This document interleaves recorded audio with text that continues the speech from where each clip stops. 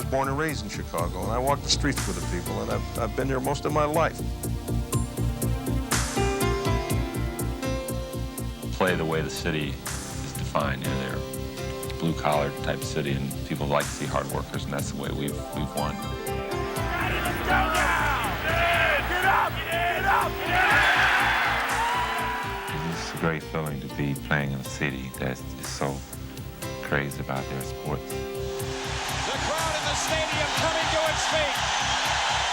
What do the Bulls mean to Chicago? Mean everything. Chicago Stadium explodes to life. They force you to play hard. They reward you with their love and attention. I've never seen people who deserve it more. For your Chicago Bulls! That's why I love the city of Chicago. They want to push you. They feel that you always can be better than what you think, and they want to push you and make the best come out of you. And I guess for all the pushing, this is a reason that we want to win it so badly.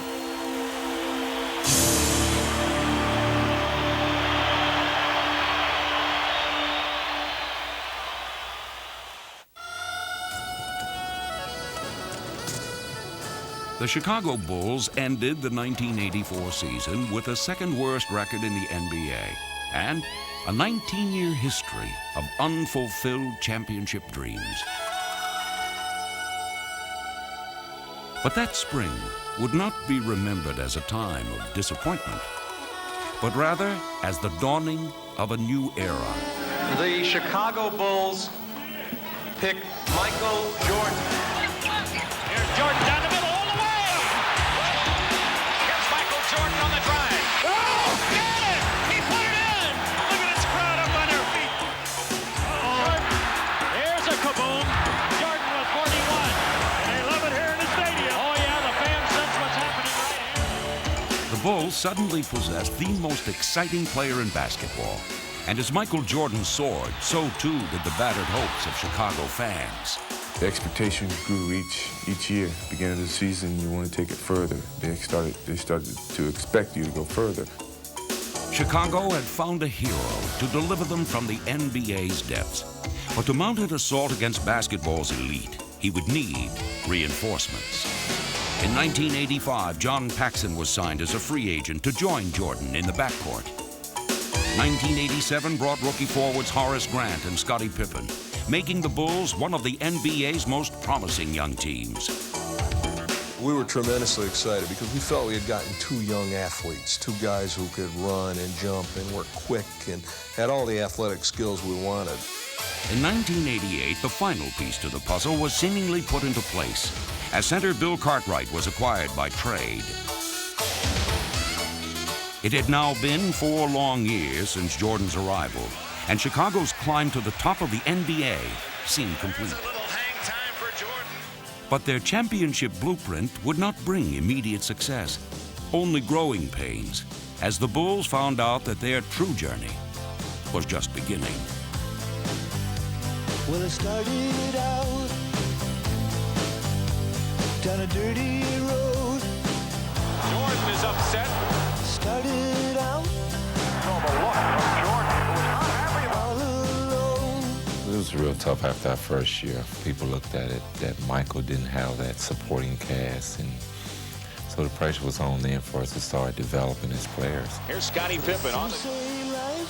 Ran into a dead end and lost it out of bounds. Who beat you down? He's had 2 shots now and didn't have control of either one. Break your heart. Lost his footing and lost the ball. Steal your crown. Ran all the way. He missed the dunk.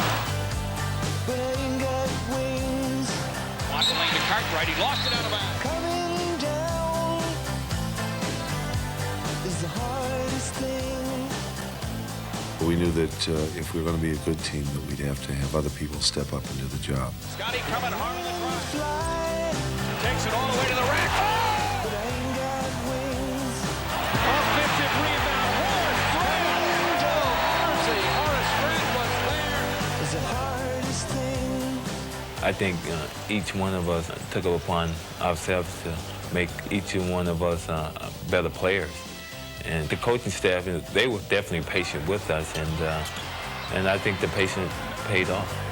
He hasn't been called on often, but Johnny Pax has delivered when it's been asked. Things don't happen overnight. You don't gel as a team overnight. The chemistry has been a few years in the making. And we've gotten more comfortable with each other on the floor, more confident in our abilities as a group. It's a combination of so many things. Pippen on the drive, spins it off to Horace Grant. He lays it in and draws the foul. Beautiful play, beautiful. Well, it started out. Cartwright finds Paxson. For God knows where. What a pass, what a play. I guess I'll know when I get there. Somehow you just have to unite and stay together and grow as a team, as a whole, not as individuals, but as a whole. And I think that's what we did. We grew as a whole. But what goes up? Double team on Jordan, 3 seconds left.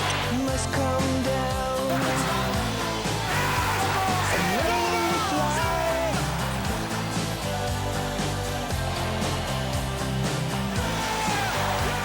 I'm learning to fly.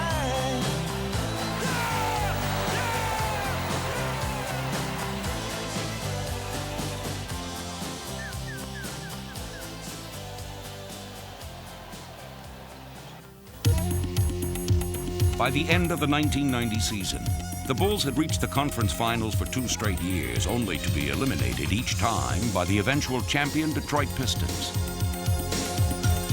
As they looked ahead to the franchise's 25th season, the Bulls knew that they had reached a crossroads. They could no longer cling to the identity of a team on the rise. If their championship dreams were ever to become a reality, they knew that the 1991 season would have to be the time. I mean, it was something that we said, wait till next year, we're going to get back, and we're going to overcome this hill that we keep getting up to and can't get over. The 1991 season began with a familiar pattern. Wide left, Pippen. 3 seconds. Jordan's force-up shot to the left. Oh, yes! Win. Michael Jordan saves the day. There were spectacular victories, and there were painful losses. The Boston Celtics come from behind and knock off the Bulls. While the Bulls had grown together as a cohesive team, their success still seemed ultimately to rest in the hands of Michael Jordan. Jordan, and he goes to work, and it's blocked. Here come the Bullets with the lead. Larry Robinson takes it to the hook. And that's the ball game as the Bullets hold on to win. If the Bulls were to take the final step in their maturation, they would have to learn to share more equally in that burden. You can't have a guy that averages 35 or 38 a game and win championships. Other guys have to be involved. 23 seconds ahead of Paxson. Yes! Paxson, one-foot shooting. The adjustments that the Bulls would make were subtle ones, but they would prove to be all important. For Michael Jordan's teammates, the challenge was no longer physical.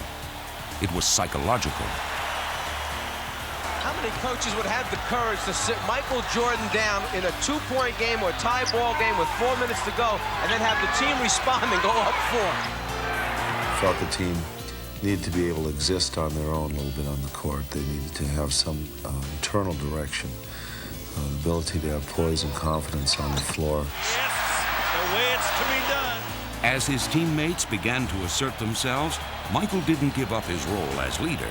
Instead, he redefined it. My role on this team as a leader is a utility man. Step in and plug in the holes wherever we're lacking something. As the season progressed, the Bulls seemed to find new heroes every night. And a different way to win. Greer falls down, and Cartwright steals the ball. Jordan, Michael blowing in, feeds Pippen for the chin. Powerhouse!